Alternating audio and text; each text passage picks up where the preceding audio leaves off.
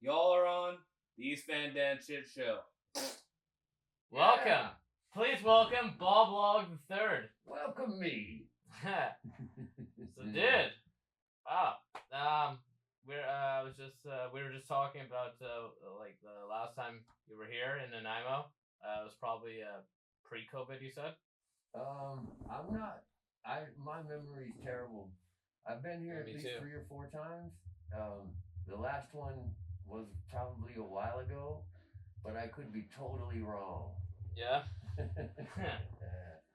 Yeah. So yeah, you're from you were born and raised in Arizona. I was born in Chicago and grew up in Arizona. Okay. So Tucson and Phoenix and back to Tucson. And I've been living in Melbourne, Australia for about the past 20 years. Oh, sweet. Yeah. Yeah. So, when you were a teenager, were you a troublesome youth like me? I don't think I was too troublesome. Well, I just didn't get caught, I suppose. But we'd ride our bikes and go play pinball. That's what I grew up doing. Yeah. Riding my bike to the metro, golf and stuff to play pinball. That's where I get all my inspiration for my songs from. Yeah. Yeah. Oh, sweet. So you were in a band in the early '90s, Durag. Yes, I was in a band called Durag for how long did we do it for? 4 or 5 years. And before that, I was in a band called Mondo Guano. We were bands out of Tucson. Oh, sweet. Tucson has an amazing music scene. We all kind of learned how to make our own fun, and because there wasn't a whole lot going on, so we just learned to make our own fun. That's how bands in Tucson get good. Yeah. So like were you big on like when you were younger? You were like influenced by like Howlin' Wolf, Thorogood, those guys. No. Well, I don't know what you've been reading. So I loved AC/DC when I was a kid. That's what made me want to play guitar. And then I found Mississippi Fred McDowell, who taught me to not use a guitar pick. And so I started finger picking, and that's when things got weird. Oh, nice. Yeah. But like I see like I'm fucking terrible at multitasking. So I'm like if I was to like try and play drums or like you on stage, I would have like a hard time. Like when did you start like developing like that skill? It was an emergency. My drummer was suddenly gone. I'd never drummed and played guitar before in my life. And then my drummer was gone, and I had 8 hours till showtime. So I drove to Chicago and pulled over every once in a while and played a guitar part and tried to step on my guitar case. I said, yeah, I can do that. Then I drive a little more, pulled over and tried it. I can't do that yet. And then I got all the way to Chicago and opened for Ween and played for like 1,000 people, and they all went completely apeshit. Damn. So basically, I had 8 hours to figure it out. Yeah, well, if I had 2 weeks, it wouldn't have happened. It was because panic is the sheer mother of invention, man. I had no time, and I was completely panicked, and I did not know what to do, so I learned to play drums in 1 day. And then I gotten better since then. Haha. Yeah, well, fucking kudos, dude. You kill it up there.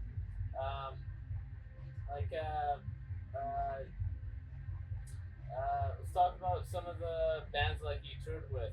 You said you've played with Ween before. Yeah, Ween was when my drummer left. That's when I had to learn to play. And I had to call Ween and say, hey, Thermos ain't coming to the show tonight. Can I come to the show tonight? I'll play guitar with the helmet on my head and kick my guitar case. And Mickey from Ween just said, okay. And so that's how this band started. It's technically all Mickey's fault. This whole thing, I've been doing it for 30 years. It's all Mickey's fault. So like, was that like around this time you started wearing a helmet on stage, or? I'd never worn a helmet on stage before that day either. Really? Yeah, so I had the helmet in the car, I had a guitar case in the car, I had my guitar in the car, I had a telephone in the car. And that's what I made the band out of that day. Oh, sweet. It all happened at once, man. It all happened at once. Yeah. It was the Ween 12 Country Breaks tour. So just You're saying you love Nanaimo here. Like what do you love about the island? Oh man, you guys are fucking weird. I love weird and tiny, man. Tucson's weird and tiny. Well, I'm definitely weird and tiny. I love weird and tiny. I love that in America. I love that in Japan. I love that in France. I love that in Australia. I mean, I love playing Sydney. I love playing Seattle. I love playing Portland. I love playing Chicago. But if I'm playing Laramie, Wyoming, or Tofino on the other side of the island, or Miyazaki, Japan, oh my God. There's so many tiny fun towns, and that's kind of where I grew up somewhat, so it just feels like home. And we have a lot of fun when we get to your tiny town. Yeah, I hear you, man. And you can park anywhere. I love that. Yeah. So like, what were you doing like during the COVID time? So COVID times, you know, Dan, I always wanted to go to jail for a year. Yeah. That was how I thought I could stop touring. I tour 6 months a year every year, and I love it. But I was like, someday I need to take a break. And the only way for me to take a break is if I get arrested and go to jail for a year somewhere. And I decided on Sweden. So I figured Sweden had the best jail. That was my theory at the time. So I was figuring out what I could do to get arrested in Sweden and go to jail for 1 year so I could just sit down for a year. And then COVID happened. And it was almost the same thing, except I had to cook my own food. I didn't have a guard named Inga making me chicken and hot cocoa. I had to make my own food. So what I did was I decided I was going to do birthday songs for people. So I made a thing where, as I saw these people I never heard of were selling birthday stuff. You know, hello, happy birthday, $300, da. So I'm like, fuck that, I'm going to make $100 birthday songs. Maybe 10 people will buy birthday songs. I ended up making like 500-600 birthday songs. So I was losing my mind in COVID, making people individual birthday songs with their crazy list of shit they like and didn't like. And it was some of the most fun I've ever had in my life. And some of the best songs I've ever made in my life. They're absolutely ridiculous. So yeah, I spent about a year and a half, almost 95 birthday songs. That's awesome. Drove my daughter crazy, man. That's awesome, man. So I'm looking forward to the show tonight. There's some, other bands. You got Caveman and the Banshees. They are amazing. I saw them for the first time last night, and my face still hurts from smiling. Absolutely fantastic band. Yeah, I heard them like a couple weeks ago. I think they're terrific. Lords of Apathy. I don't know them yet, but I'm looking forward to it. They're from Nanaimo. They're Okay. a three-piece punk band. Right on. Yeah, man. Where are you off to next? I'm playing 4 shows on the island, man. So tomorrow's Courtenay, and then Victoria, and then back up to Campbell River, and then I gotta drive to Edmonton like a crazy person through the snow. Nice. I can do it. I've done it before.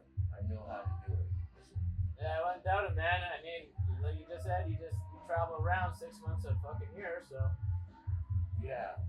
I swear to God, I'm the only person doing this. Driving by myself, playing by myself, selling shit by myself, washing myself.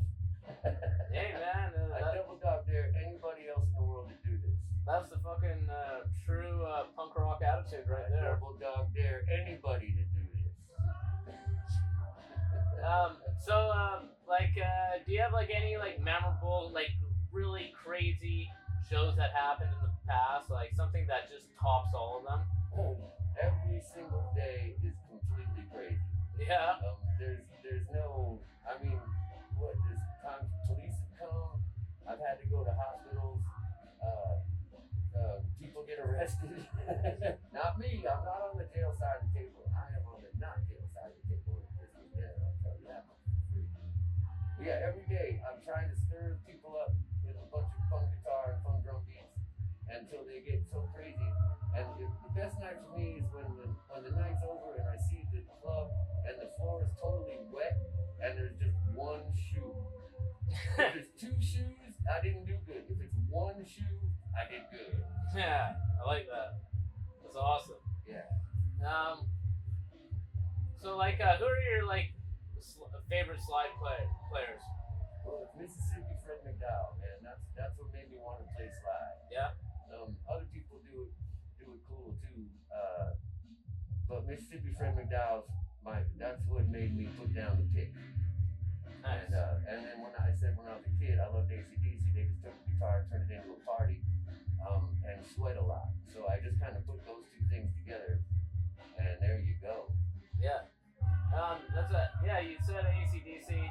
Actually, the first two albums I ever bought were The Doors, Soft Parade, and Highway to Hell. Good enough, man. Yeah. Fucking A. If your band's looking for their next gig, or you happen to be passing through Nanaimo, BC, and wanting to crush some beers and bang your fucking heads, well, look no further. Hit up the Globe Live Studio. Go to www.theglobelivestudio.com to check out their calendar or book your next gig. Be there or be square, baby. So, yeah, if you can hear, that's Caveman and the Banshee. Oh, right now? Yeah. Yeah, that's Caveman and the Banshee. Yeah. I don't know what he's playing on his bass, like using like effect on his bass there. That sounds pretty cool. He's got a lot of pedals. Yeah. Yeah. Do you use a lot of pedals? I don't use any pedals. No? I plug right in the amp, and it's acoustic sound as well. Oh, okay. People have asked me all the time what pedals I'm using to get that guitar sound. It's called no pedals. But I'm not trying to make some of the noises. If I wanted to make the noises he was making, I would see how. Yeah. But I don't have time to step on pedals. I'm too busy drumming. Yeah. I drum only with my feet. I don't use my hands for drumming at all. I'm like the Def Leppard drummer. You know that guy with one arm who plays the drums? Oh, fuck yeah. Yeah. Yeah. I have no arms. That Def Leppard drummer, he's cheating. He's cheating. Okay, so you're using both feet to play drums. Yeah. Okay. That's all I use, man. Just my feet. Okay. Is there a way you could fit bass in? Well, so I've got two drum machines that play beats, but I don't program a whole song. I just put in a beat, like do-da-da, do-da-da. That's it, and I turn that on and off whenever I want. Then there's a pedal for a super kick and a pedal for a hand clap, and then there's a real kick drum and a real kick cymbal. But on the drum beats, I can also program a bass line. Oh god. But it's not looped. It would just be like a one. I don't have the whole song mapped out, so I can do anything I want at any time whatsoever. There's no like set way for the song to go. I can change it every day. That's half the fun right there. Awesome. That's cool. Never boring. No, I was just watching you, man. I was Totally like, fuck. ridiculous. And so some nights it's like I'm riding a horse and we're doing good, and some nights it's like I'm hanging on for dear life. And I like a mixture of both. Yeah. I was just down there watching you do a little sound check. What kind of electric guitar is that? The little electric guitar is a Silvertone Bobcat, Bobkat. Oh, that thing's sweet. Yeah, it's from like the 60s. They got Yarman pickups in them, sound so good, fun to play. And then the big acoustic guitars are Airlines. Oh, I think they're called Tuxedos. I'm not entirely sure. But I've been playing that one guitar for goddamn almost 25 years. And you still have it, I still have it, man. I gotta fix it a lot, but it's still hanging in there. Yeah. And then he's got a new little brother. It's the same guitar, but it's been played a lot less, and it's in much better condition. But my main guitar is the one that comes with me everywhere. It's the one I play most of the song. Awesome. Has there been any like incidents where like you've not gotten your guitar back after a show? No, I always get my guitars back. Yeah. Yeah. Okay. In my life, yes, I've had guitars stolen, but not since I've been doing this. No, I mean like getting like trash wrecked or anything. No, I've fallen off stages and had to fix them, yeah, but it still worked till I got it fixed. Oh, okay. Yeah. Well, that's good. And if I have to, I can take it apart and resolder stuff. I don't trust it if I do it, but I can fix stuff if I need to. Okay. Cool. So like, what kind of like in this day and age, what kind of like music would you recommend? Like any new bands, new artists that you heard of that are like, you know, these guys are pretty fucking good. damn good. There's so many great bands. I mean, Hitman and the Banshees for one. I live in Australia. This band Coffin is amazing. Coffin? Yeah, Coffin. There's another band from Australia called the Salmon Sisters. They are absolutely fantastic. And what else? I still love Peach's first record. Yeah? And man, what else? Oh, I've been listening to a lot of Speedy West and Jimmy Bryant. That's not new, that's old, but I just discovered it, so it's new to me. Yeah. Speedy West, man. Woo. Awesome. Good times. Yeah. Do you own a dog? Do you have a dog? No, I got a cat that I saved, been living under my house, and she wouldn't let me touch her for 3 months, and I finally got to pet her. Then she had 4 babies in my laundry room, and I had to raise these kittens and get them, find them all home. And I found them all home, but nobody else could pet the mama, so I had to keep her. And the only way I could keep her was to get a roommate. So now I got a roommate who's feeding the cat that no one else can touch. But now she's letting other people touch her. It's all good. I just feel like you'd be a dog person, you know? 6 months out of the year, you're on the fucking road. Why wouldn't you travel with a dog? I love dogs. Yeah? But how the hell is a dog gonna fly with me from Australia to America when it's gotta go into quarantine for 6 months? Yeah, that is I true. can't have a dog, man. I love dogs, but I'm gone too much, and it can't come with me. Yeah? Yeah. So I got a cat at home that can be fed and eat lizards if it needs to. Nice. Yeah, I love animals. I save animals. I'll save an animal if it needs help, but I can't take it with me. It's just not even another human can do what I do, let alone a dog. If a dog came on the road with me, it would die. It would just die. It'd be a terrible, sad tragedy, and everyone would hate me. Yeah. So I ain't bringing a dog on the road. Better safe than sorry. Yeah. Yeah. My life is too crazy for a dog to handle. Yeah. Yeah. I figured, I used to be a dog person all my life, but then my life started getting a little bit too crazy, so it was for the best. I probably didn't have a pet, you know? Someday I'm gonna have a dog, but that's gonna be when I'm not touring anymore. Yeah. And that's gonna be someday, just not yet. Yeah. I've been doing this touring more than 30 years, so I figure I'm halfway done. I got at least another 30 in me. Look out. You still love playing, obviously. Oh, I can fucking tell when you're up there. I get up in the morning. Yeah. I play guitar at night. It's whatever I gotta do in the daytime to get me to get to that place where I play guitar at night, I do it. Yeah. And I get there early just so I can play guitar at night. I leave early so I can play guitar. Everything I do so I can play guitar at night. And yeah, when I drive from Nanaimo to Edmonton, that's just so I can play guitar at night. I had a crazy job, man. Yeah. Yeah. Awesome job, though. One of the fucking best on the planet. Oh yeah. You get to play music in front of people, and they fucking love it. That's right. Yeah.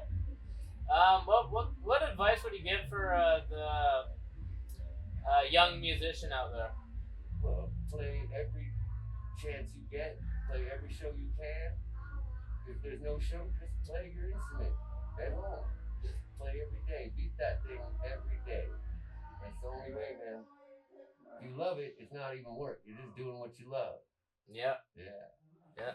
Hey, you like my boobs? Oh, those are real nice, man. Yeah, thank real you. Nice. So tonight playing at the Globe, Caveman and the Banshees, of course. Lords of Apathy, gonna do an interview with them right after this. This stupid show of mine, it's on YouTube. I'll post to Facebook and whatnot.